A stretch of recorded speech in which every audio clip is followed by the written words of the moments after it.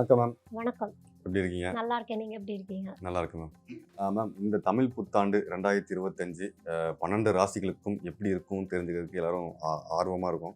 So எப்படி இருக்கு ma'am?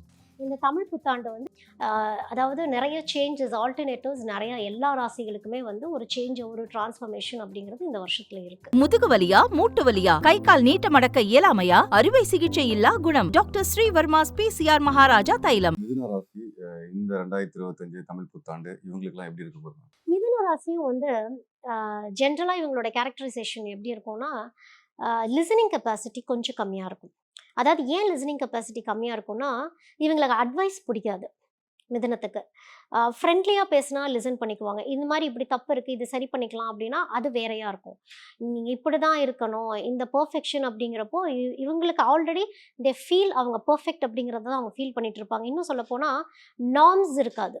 மிதுன ராசியில் இருக்கவங்களுக்கு வந்து நான் இப்படித்தான் அப்படிதான் அப்படின்னு இவங்களுக்கு வந்து ஒன்று குடும்ப உலகமாக இருக்கும், இல்லைன்னா வெளியில் இருக்கிறது தான் உலகமாக இருக்கும். இது ரெண்டு மிதுனத்தை பொறுத்த வரைக்கும். ஆனால் இவங்க வந்து தனக்கான ஒரு உலகம்ங்கிறது எல்லா மிதுனத்துக்குமே உண்டு. இப்போ வந்து இப்போ என் குடும்பம் தான் உலகம்னா அந்த குடும்பத்தையே ரொம்ப பார்த்துட்டு இருப்பாங்க. அது மேல் ஆகட்டும் ஃபீமேல் ஆகட்டும், இவங்க ரெண்டு பேர்த்துக்குமே அந்த குணம் உண்டு. இதே இது இது எப்படி வைஸ் வாசா அப்படின்னு பார்க்குறப்போ நிறைய ஊர் சுற்றணுங்கிற அமைப்பும் வந்து மிதுனத்துக்கு தாட் உண்டு. ஸோ இது பேலன்ஸ், அதுதான் நான் சொல்லுவேன் மிதுனத்துக்கு. ஏன்னா சனி அப்படின்னு வரப்போ சனி ஃபேமிலியில் கொஞ்சம் கான்ஃப்ளிக்ஸ் கொடுக்கும் மிதுன ராசிக்கு. அதனால அந்த குடும்பத்தில் மட்டும் பிரச்சனைகள் இல்லாமல் இப்போ கொஞ்சம் மிதுனம் பார்த்துக்கணும். ஏன் அப்படின்னா இவங்களுக்கு ப்ரொஃபஷன் நல்லா இருக்க போகுது. நிறைய பேர்த்துக்கு புதுசாக வேலை கிடைக்கக்கூடிய அமைப்பும் மிதுனத்துக்கு இருக்குது. ஏன்னா சனி போய் தொழில் ஸ்தானத்தில் போய் மிதுனத்துக்கு உட்காருது. குரு நல்லா இருக்கு. குரு நல்லா இருக்குங்கிறப்போ கொஞ்சம் டெவலப்மெண்ட்ஸ் கொடுத்துரும் இந்த குரு பயிற்சிங்கிறப்ப. ஸோ இது வந்து கொஞ்சம் மாடரேட் அப்படின்னே நான் சொல்லுவேன். கரெக்டாக ஃபோக்கஸ் பண்ணி போயிட்டாங்கன்னா மிதுனத்துக்கு நல்லாயிருக்கும். மிதுனத்துக்கும் ஒரு படப்படப்பு எப்போவுமே உண்டு. அவங்களுக்கு வந்து பட்டுன்னு கோவப்படுறது, டக்குன்னு எமோஷன் ஆகுறது, டக்குன்னு அப்ரப்டாக கட் பண்ணிட்டு போயிடுறது, எனக்கு இது வரும் வராதுன்னு தூக்கி எறிஞ்சு பேசிட்டு போயிடக்கூடிய அமைப்பு. அந்த லிசனிங்கே மிதுனத்துக்கு எப்படி இருக்கும்னா, என்ன சொல்லுங்க பார்த்துக்கலாம், அந்த மாதிரி தான் இருக்கும் மிதனத்துக்கு. அப்படி வேண்டாம். உங்களுக்கு நல்லதும் சொல்லுவாங்க. அந்த நல்லதை வந்து ரெஸ்பெக்ட் பண்ணி, ரெஸ்பாண்ட் பண்ணி, ஏன்னா உங்கள் சைடில் நிறைய நியாயங்கள் உண்டு. அந்த நியாயத்தை நீங்கள் எப்படி சொல்கிறீங்கன்னு ஒன்று இருக்குது. அதை எப்படி ஆப்போசிட் சைடில் இருக்கவங்க வாங்கிக்கிறாங்கன்னு ஒன்று இருக்குது. ஏன் நான் இதை இவ்வளோ ஸ்பெசிஃபிக்காக சொல்கிறேன் அப்படின்னா, மிதுனத்துக்கு வந்து ஃபேமிலியில் டிஸ்பியூட்ஸ் வரப்போகுது. டிஸ்பியூட்ஸ் ஆல்ரெடி வந்து கொஞ்சம் கொஞ்சமாக அவங்க லைஃப்பில் இதெல்லாம் நடந்துட்டு தான் இருக்கும். ஃபேமிலியில் கொஞ்சம் இஷ்யூஸு, மறைமுகமான இஷ்யூஸு, எக்ஸ்ப்ரெஸ் பண்ண முடியாமல் போகிறது, ஈகோ கிளாஷஸ் அந்த மாதிரிலாம் மிதுனத்துக்கு இருக்கும். அதனால் இந்த ஈகோ கிளாஷஸ்லேருந்து கொஞ்சம் வெளியே வந்துட்டு பேஷன்ஸ், பொறுமை, மிதுனத்துக்கு பொறுமை ரொம்ப அவசியம் இந்த தடவை. பொறுமையாக இருந்துட்டாலே இவங்க எங்கே பொறுமையாக இருப்பாங்க அப்படின்னா, தனக்கான ஒரு தியான நிலைக்கு போகிறப்போ மட்டும் அது ஒரு ஸ்பேஸ் தனியாக வச்சுருப்பாங்க. அந்த டைமில் மட்டும் அமைதியாக இருந்துட்டு அப்படியே அந்நியன் மாதிரி வெளியே வந்தோன்னா அப்படியே குணம் டக்குன்னு மாறிடும்.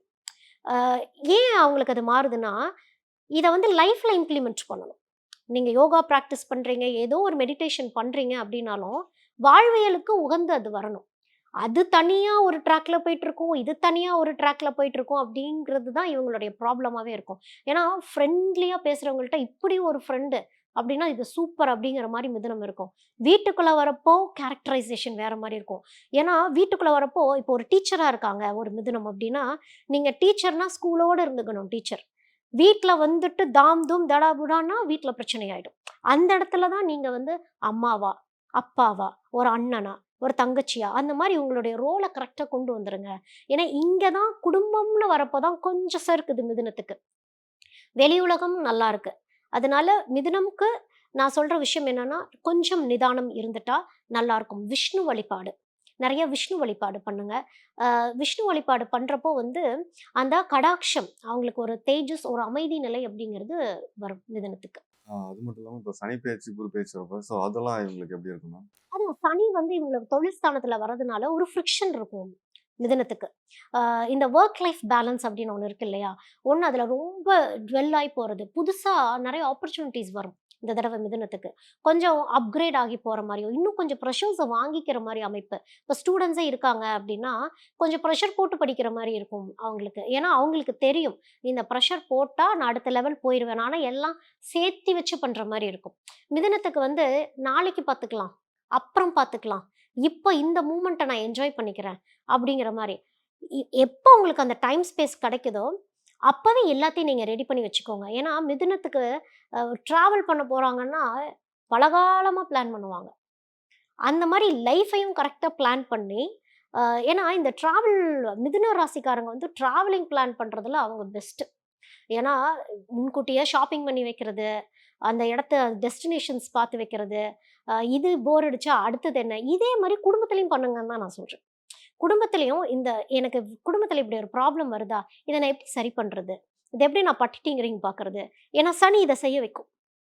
ஏன்னா சனி அந்த ஒர்க்கில் ப்ரெஷர் கொடுத்து ஃபேமிலி எப்படி பேலன்ஸ் பண்ணுறீங்கன்னு பார்க்க வைக்கும். குரு ரொம்ப நல்லா இருக்கு. குரு நல்லா இருந்ததுனாலே உங்களுக்கு தொழில் நல்லா தான் இருக்க போகுது.